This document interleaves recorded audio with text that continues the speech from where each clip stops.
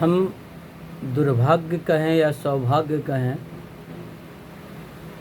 14 अगस्त 1947 के दिन जो महासंग्राम, महाविनाश, महाप्रलय, हिंदुओं के लिए महाप्रलय की रात थी। 12 से 14 लाख हिंदुओं को तलवारों से काट दिया गया। उसकी बहन बेटियों को घींच घींच के इज्जत लूटा गया। उसके गुप्तांगों में बेरहमी से हाथ, डंडे, तलवार घुसाया गया। इतनी बेरहमी से हिंदुओं को मारा गया, इतनी बेरहमी से मारा गया। अगर प्राकृतिक में, वास्तविक में भगवान होंगे तो उनको शर्म से मर जाना चाहिए। 14 अगस्त 1947 के दिन, जिस दिन हम आज़ादी के नाम पे 15 अगस्त को जश्न मनाते हैं, उसके एक दिन पहले 14 अगस्त 1947 को सनातन धर्म मानने वाले, जिसे हम हिंदू कहते हैं, उसे चून चून कर काट दिया गया था। पाकिस्तान जहाँ आज बसता है, उस क्षेत्र में एक शहर हुआ करता था जहाँ 22,000 हिंदुओं को तलवारों से काट दिया गया था। उसकी बेटियों को खुलेआम, एक एक बेटियों को 20-20 लोग मिलकर हवस का शिकार बनाए थे, उनकी इज्जत लूटे थे, उनके साथ रेप किया था। वो रात सहमने वाली रात थी। वो नज़ारे विश्व इतिहास में सबसे बड़ा नरसंहार था। उतने बड़े लोगों को मौत न तो महाभारत के युद्ध में हुआ था और न ही रामायण के, राम लक्ष्मण के युद्ध में। जितनी बड़ी युद्ध 14 अगस्त 1947 को हुआ था, खुलेआम हिंदुओं को पकड़ पकड़ के काट दिया गया था। उनके गुप्तांग काट दिए गए थे, उनके जिस्म में लाठी डंडे घुसेड़ दिए गए थे। इतनी बेरहमी से कत्ल किया गया था कि देखने वाले का दिल तक कलप जाता था। फिर भी आज हम उस दिन को, 15 अगस्त 1947 को, घरों में जलेबियाँ बांटते हैं। आज़ादी के नाम पे हम जश्न मनाते हैं, आज़ादी के नाम पे हम त्यौहार मनाते हैं। लेकिन क्या हमारे हिंदू भाइयों के लिए शोभनीय है जिसके माँ बेटियों के साथ उसके एक दिन पहले रेप हुआ हो, खुलेआम उसको काट दिया गया हो, लाशों का ढेर लगा हुआ हो, उसके एक दिन बाद हम घर घर में मिठाई का डब्बा बांटते हैं? क्या यह शोभनीय है? सनातन हिंदू धर्मों का हमेशा कत्ल किया गया, लेकिन हमेशा कत्ल इसलिए आवाज़ नहीं उठाते, खुल के लड़ता नहीं है। जो आवाज़ उठाया या खुल के लड़ना चाहा, उसे पकड़ के दबोच दिया गया। संभाजी महाराज, शिवाजी, बाल गंगाधर तिलक, आज़ाद, चंद्रशेखर जी, सुभाष चंद्र बोस जैसे योद्धाओं को बीच रास्ते में मरवा दिया गया। वैसे नपुंसक को राष्ट्रपिता की दर्जा दे दिया गया जिसका एक आंदोलन भी कभी सफल नहीं हुआ हो, जो हमेशा मुस्लिमों का हितैषी हो, उसे हम स्वीकार भी कर लिए। आज हमें जिस दिन शोक मनानी चाहिए थी, उस दिन जश्न मनाते हैं। 12 लाख से ज़्यादा लाशों का जश्न थोड़ा सा भी हमारे मर्यादा मन में नहीं। लाशों के ढेर पे मिलने वाली आज़ादी का जश्न, जिसमें कई माँ बहनों की चित्कार है, पुकार है, उसकी दर्द भरी आवाज़ें, कराहती आवाज़ें जो किसी को सुनाई ही नहीं देता। हम बड़े बड़े साउंड सिस्टम लगा के, माइक लगा के या भाषण देते हैं या गीत गाते हैं, दे दी आज़ादी खड़ग भी न ढा, लेकिन हम कभी यह नहीं बताते हैं या माइक लगा के चिल्ला चिल्ला के नहीं कहते हमारे राजनेता कि 14 अगस्त 1947 को 12 लाख हिंदुओं को खुलेआम मार दिया गया था। उसकी बहन बेटियों की खुलेआम इज्जत लूट ली गई थी। एक एक बहन बेटियों को 20-20 लोग मिलकर मतलब इज्जत लूटे थे। क्या हमारे नेताओं को यह कहने की क्षमता नहीं है, ताकत नहीं है, या वो वोट बैंक के लिए डरते हैं? अगर वोट बैंक के लिए डरते हैं तो हम हिंदू उनका वोट क्यों दें? आज कोई भी हिंदू का नेता खुल के नहीं बोलता, और जो खुल के बोलता है उसका हम सपोर्ट नहीं करते। 1947 की 14 अगस्त की रात को याद कीजिए, सुनिए, अपने पूर्वजों से जानिए उस दिन क्या हुआ था, हमारे पूर्वजों के साथ में क्या हुआ था। तलवार के नोके खोस दी गई थी, भालाओं के नोके खोस दी गई, गोलियों से छलनी कर दिए गए थे। माँ बहनों के 12 साल 8 साल की बच्चियों को जबरन रेप किया गया था। जो बचे थे उन लाशों को नंगे भेजा गया था। क्या आज हम हमारे हितैषी वो कैसे हो? फिर भी हम उसे भारत में रहने दें। हमारे नेता जब जब भारत गुलाम हुआ, जब जब भारतीय वर्ष पे क्या लोग दूसरे देश के लोग इस पे राज किए, तब तक सिर्फ हिंदू माँ बेटियों के साथ में शोषण हुआ। हिंदू की बेटियों के स्तन काट दिया गया, नंगे करके उसे खुलेआम घुमाया गया, जबरन उसे जवान होते ही उसे घर से मतलब तीर कर ले जाया गया, डोला फंदाने जैसा मतलब नियम लागू किया गया। न तो ईसाई के साथ में यह घटना घटी, न सिख के साथ में घटी, न कोई मुसलमान की बहू बेटियों के साथ घटी, सिर्फ हिंदुओं के साथ ही घटी। आखिर क्यों? हम आज हजारों साल से प्रताड़ित होते आ रहे हैं, हमारी बच्चियां शोषण का शिकार होते आ रही है, हम शोषण का शिकार होते आ रहे हैं, लेकिन आंख बंद करके हम इसको देखते हैं, सहते हैं और भूल जाते हैं। आज 15 अगस्त के दिन, जिस दिन शोक मनाना चाहिए, भारतवर्ष के हर घर में जहाँ पे धुआं नहीं होना चाहिए, भोजन नहीं बनना चाहिए, पूरे 14 अगस्त और 15 अगस्त के दिन हमें शोक मनाना चाहिए अपने पूर्वजों को जिन्हें काट दिया गया, मार दिया गया। उस दिन हम खुशी से मिठाई बांटते हैं। क्या अपने घर में, हमारे घर में हमारे बेटा मर जाए, हमारे पिताजी मर जाए, हमारी माँ मर जाए, तो उस दिन हम मोहल्ले वालों को मिठाई बांटेंगे? नहीं, हमें शोक होना चाहिए।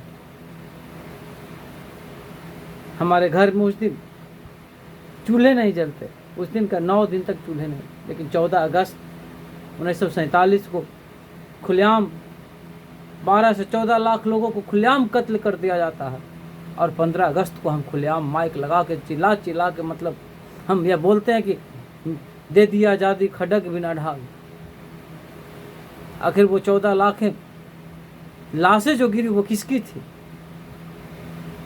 कौन थे वो लोग जिनके खून से धरती लाल हो गई, गाड़ी की बोगियां लाल हो गई? वो कौन थे? किनको मारा गया था जब बिना खड़ग बिना आज़ादी की? वो लाशें पुकारती है, वो 14 लाख लाशें आज हिसाब मांगती है कि क्या गुनाह था उनका, उन्होंने क्या गुनाह किया। आपने देश बांटा,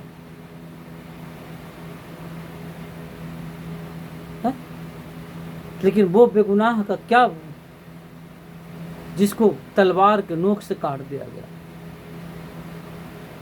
उनको क्या, जिनको नंगे करके उनके गुप्तांग में तलवार खोस दिया गया, उनके स्तन को काट दिया गया, क्या दोष था उनका, क्या दोष था। आज हम हिंदू समाज, सनातन धर्म के लोग इतने लोभी हो गए हैं, इतने लोभी हो गए कि चंद पैसों के लिए अपने माँ बाप को भी नहीं लगाते, अपने घर में किसी घर में एकता नहीं, अपने भाई से भाई को मतलब देखना नहीं चाहते। हमारी बहनें थोड़ा सा लोभ में मुस्लिम युवकों के साथ प्रेम प्रसंग में फंस जाती है। आखिर क्यों, कहाँ कमी है हमारे समाज में, हम में या हमें परवरिश करने वालों में। हम मर गए, जीते हुए भी मर गए हैं। आज उनको भी नहीं याद कर पाते जो 14 अगस्त को हमारे लिए बलिदान हो गए। उन बहनों की भी पुकार हमें सुनाई नहीं देती है, जिसको हफ्से दरिंदे एक एक बच्चियों के 4 साल 6 साल की बच्चियों के साथ 20-20 लोग बलात्कार किए, उनकी लाशों को नंगे करके गाड़ियों में भर भर के मतलब भारतवर्ष में भेजते। क्या वो दृश्य होगा जिसे हम याद नहीं करते। हमें गुमराह किया गया है। जिस 15 अगस्त को हम मिठाइयाँ बांटते हैं, उस दिन हमें शोक दिवस मनाना चाहिए, मौन रहना चाहिए और घर घर में अपने बच्चों को यह बताना चाहिए कि हमारे पूर्वजों को किस तरह से लोगों ने मारा। कभी भी कोई भी मुस्लिम युवक आपके दरवाजे पे भिक्षाटन के लिए आए, आपसे मदद के लिए आए, तो कभी भी किसी भी मतलब हालात में मदद मत कीजिए, कभी भी किसी भी हालात में मदद नहीं कीजिए।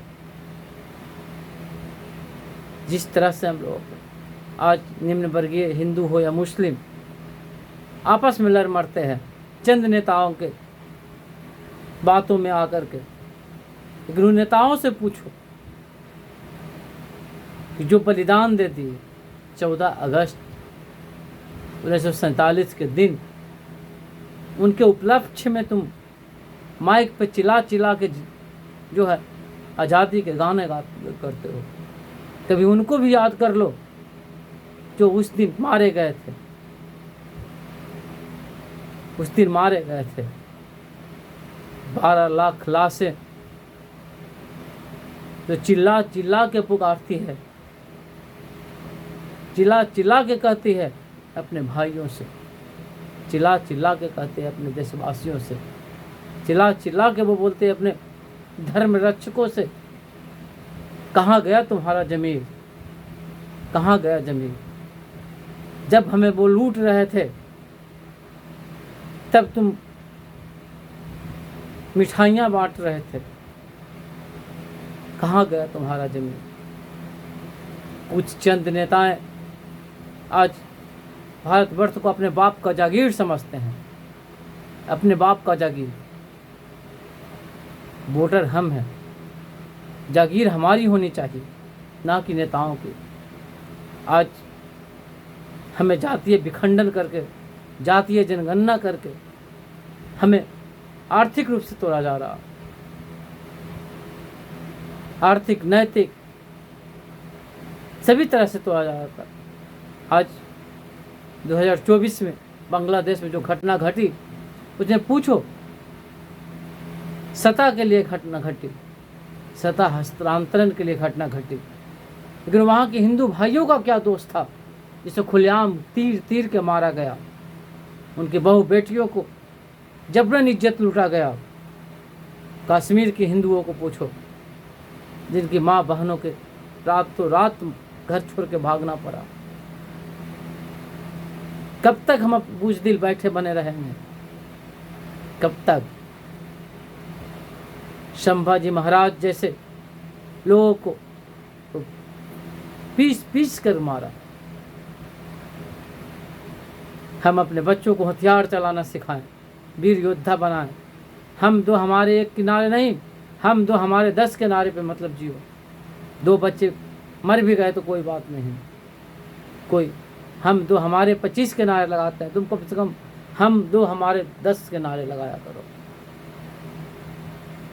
आज भी समय है। अगर हम नहीं चेते, हमारे आंखों के सामने हमारी बच्चियों को जबरन उठा के ले जाएंगे, हम कुछ नहीं कर पाएंगे। हमारी बहनों को, हमारी माताओं को जबरन नंगे कर देंगे, हम कुछ नहीं करेंगे। 20,000 के मोबाइल खरीदो, 20,000 के मोबाइल रखने में कोई गम नहीं होता, लेकिन तुम 10,000 के हथियार नहीं रख सकते हो। अपने घर में लाठी, तलवार, भाला, गरासा, अगर हो सके तो तुम अस्त्र शस्त्र भी रखो, पूर्णता रखो, जिससे समय आने पे तुम्हें काम दे। बुज़दिल मत बनो, आओ आगे बढ़ें। अपने बच्चों को शस्त्र विद्या से निपुण कराएं, जिससे आने वाले समय में वो डट कर मुकाबला करे। उन्हें कहानियों को मतलब बढ़ाएं। गांव में आने वाले या किसी मजार पे तुम जाकर दान मत दो, वहीं दान देना है तो अपने समाज में हथियार लाने के लिए दान दिया करो। आज की स्थिति, आज मुल्लाएं चिल्ला चिल्ला के मतलब बोल रहा कि बांग्लादेश जैसी स्थिति भारत में भी होगी। आखिर उनके मंसूबे क्या हैं? वो जानते हैं हिंदू भागना जानता है, सिर्फ भागना, लड़ना नहीं जानता, इसलिए तुम्हें भगा रहे हैं। जिस दिन तुम लड़ना सीख लोगे, जिस दिन तुम डट के उसका मुकाबला करोगे, उस दिन तुम्हें कोई नहीं डराएगा। अगर वो तुम्हें एक को मार दे, तुम 10 को मारो।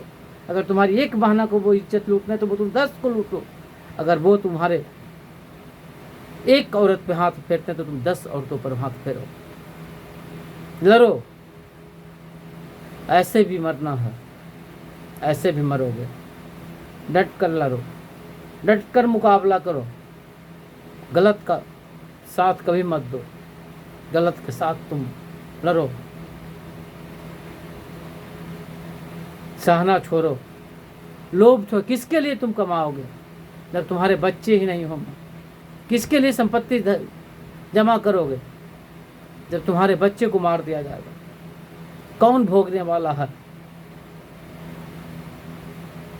आओ मिलकर सब लोग डटे, अपने बच्चों को हथियार का ज्ञान दें, चलाना सिखाएं, मिलजुल कर रहें, जातिवाद में ना बटें। नेताओं की आज पॉलिसी हमें जातिवाद में बांट कर छोड़ दी। किसी भी राजनेता के पल्ले नहीं पड़े। उसकी कमाई अलग, हमारी कमाई अलग। कमाइए, उसका 10% जो कमाते हैं उसमें हथियार में खर्च कीजिए। मुकाबला बराबर की हो। आज सरकार भी हमारे साथ नहीं देती, किसी भी प्रकार का दंगा हो जाता उसमें सरकार भी उन्हीं का साथ देता, हमारा साथ नहीं देता। इसलिए अपने आप को मजबूत करो, लड़ने के लिए तैयार करो। जो चिल्ला चिल्ला के बोल रहे हैं उनका जवाब दो। बस, जय हिंद।